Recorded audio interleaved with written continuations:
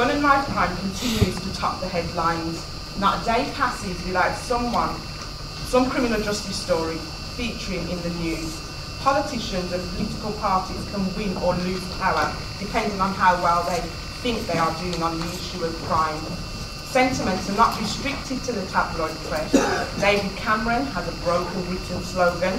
The Metropolitan Police Chief made comparisons to the threat of terrorism, and London's Mayor Boris Johnson talked about a culture of stabbing. Youth violence captures our society's state of mind.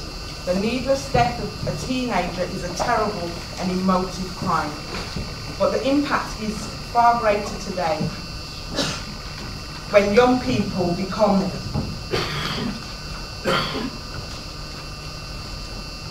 when we focus on so many of our insecurities. Adults project their hopes and fears on youth, stereotype them and either as victims or villains. The prevalence of knives and weapons is connected to our social insecurities. When the adult world appears scared of its children, we are offering little sense of community or leadership. It should surely be little wonder that some adolescents say they carry knives for protection. Indeed, when some parents start sending their children to school in stab vests, there is an inevitable increase in possession. Britain's top policeman, Sir Ian Blair, said people do not know what to believe because officials keep changing the way they classify crime. He branded the statistics bewildering and said that they should be simplified. The data is constantly manipulated to suit the tabloid press and contribute to a cycle of fear and crime. 3/4 of us get our information about crime from popular media. Only 6% of people think that their main source of news about the criminal justice system is inaccurate. There are major inaccuracies in the press. Centralisation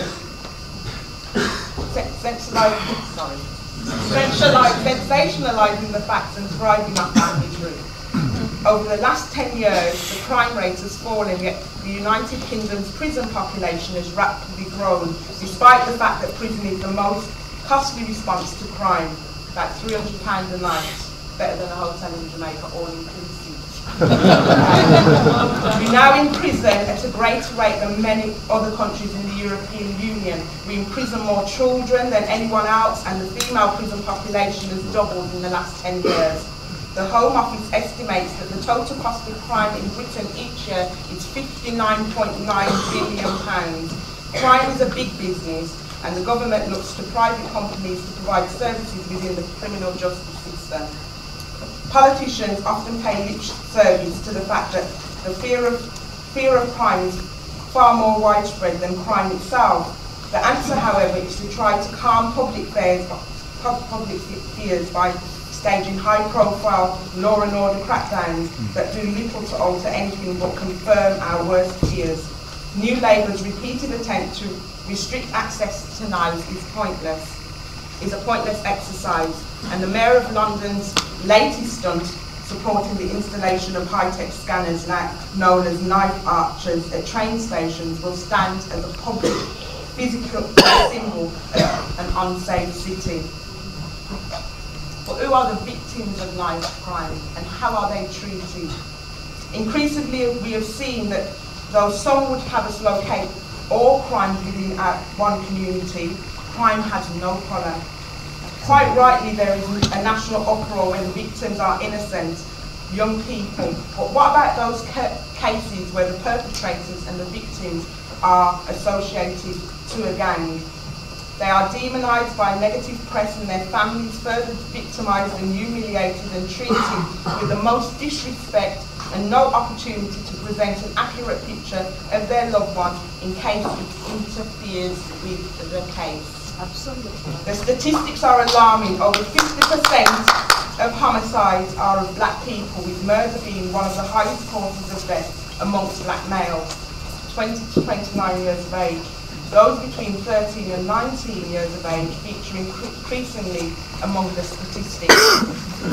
There is an urgent need to ensure the equality, equity and justice are pursued equally in all murder cases to avoid alienation, disaffection, distrust and lack of faith in the criminal justice system. An urgent review of all the circumstances leading to death must be afforded so that lessons can be learned to stop future fatalities, trauma and devastation for all sections of the community. My pain is no less than the mothers of innocent victims, because my son got trapped in the vicious web of a gang. Her son, like mine, is dead. So we have that in common. My family have the same feelings of grief, sorrow, regret, frustration and pain, like Jimmy Menes, Stephen Lawrence, Letitia Shakespeare and Charlene Ellis. My son was somebody's fiance, somebody's father, somebody's brother, somebody's friend, somebody's child.